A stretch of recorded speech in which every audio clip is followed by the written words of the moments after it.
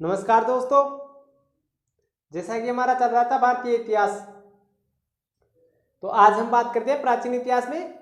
यानी कि हमने पहले पिछले वीडियो में देखा था कि इतिहास के स्रोत, कि इतिहास के कौन कौन से स्रोत है और किनसे में इतिहास के बारे में जानकारी मिलती है।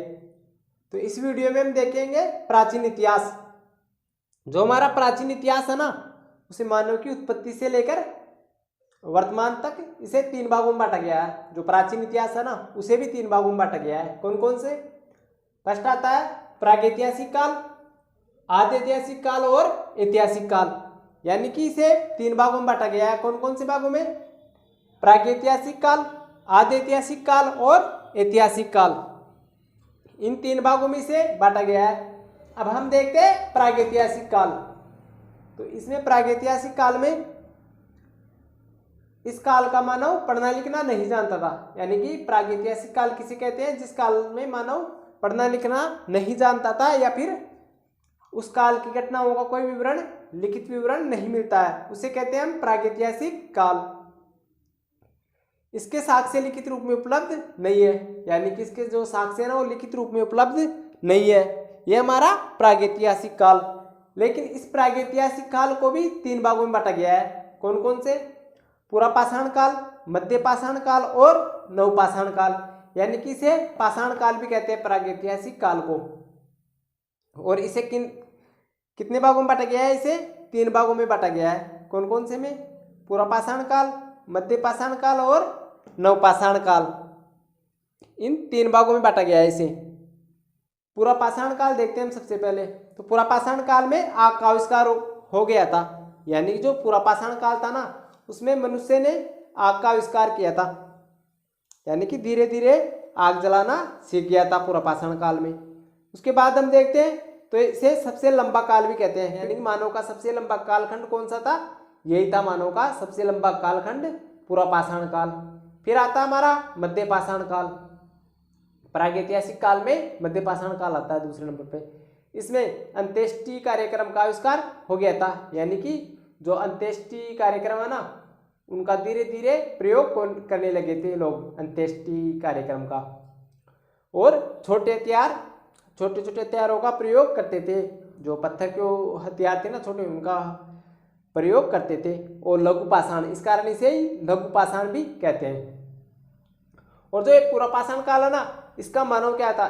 इसके बारे में और देखते हैं तो इसका मानव बिल्कुल बर्बर था। यानी कि वह जानवरों को मारकर खाता था। यानी कि उसका मुख्य भोजन था, उसका मुख्य काम था ओनली शिकार करना। उसके अलावा वो और कुछ काम नहीं करता था। यानी कि शिकार करता था और खाना बदोश था। यानी कि अपने खाने पे ध्यान देता था, शिकार करता था और अपना पेट भरता था पुरापाषाण काल का। लेकिन धीरे धीरे मध्य पाषाण काल में अंत्येष्टि करने लगे। यानी जो व्यक्ति मर जाते थे ना, उनका अंतिम कार्यक्रम करने लगे और छोटे छोटे हथियारों का प्रयोग करने लगे। लघु, इस कारण से ही लघु पाषाण भी कहते हैं। और धीरे धीरे इसमें, यानी कि जो मध्य पाषाण है ना, मध्य पाषाण को ही लघु पाषाण कहते हैं। और धीरे धीरे इसमें कृषि का भी, यानी कि जो पशुपालन है ना, वो करने लगे थे। और धीरे धीरे कृषि भी करने लगे थे, लेकिन वो इतनी विकसित नहीं थी। फिर बात करते हैं नवपाषाण की, यानी कि नवपाषाण काल।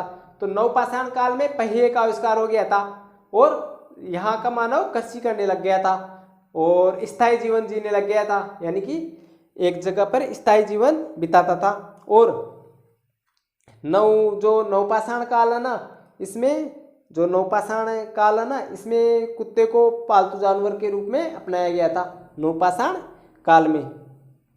और तांबे का आविष्कार इसी काल में हो गया था। तांबे का प्रयोग मानव करने लग गया था। इस कारण इसे ताम्रपाषाण काल भी कहते हैं, नवपाषाण काल को। तो ये हमारे पाषाण काल। अब हम देखते हैं मानव जाति का, यानी कि अब हम देखते हैं ये आदि ऐतिहासिक काल। आदि ऐतिहासिक काल में इस काल के कोई लिखित साक्ष्य होने के बाद भी वो पढ़े नहीं जा सके।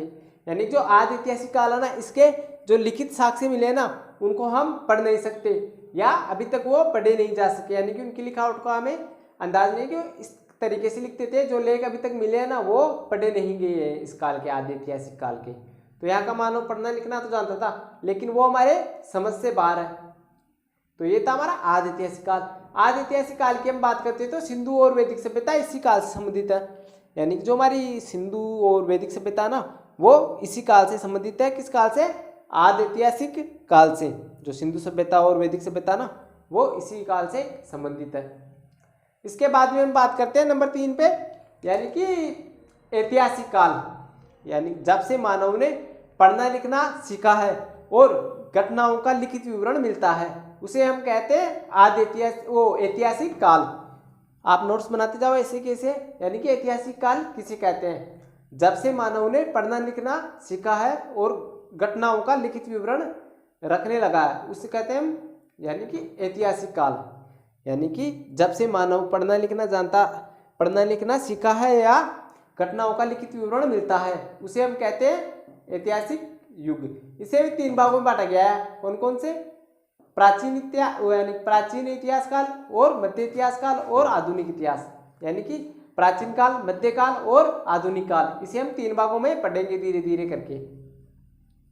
तो ये हमारे महत्वपूर्ण प्राचीन जो था ना इतिहास, उसे 3 भागों में बांटा गया था। मैंने आपको बताया कौन कौन से, एक बार फिर से देख लो। प्रागैतिहासिक काल, आदि ऐतिहासिक काल और ऐतिहासिक काल। और प्रागैतिहासिक काल को क्या कहते हैं? प्रागैतिहासिक काल को पाषाण काल भी कहते हैं।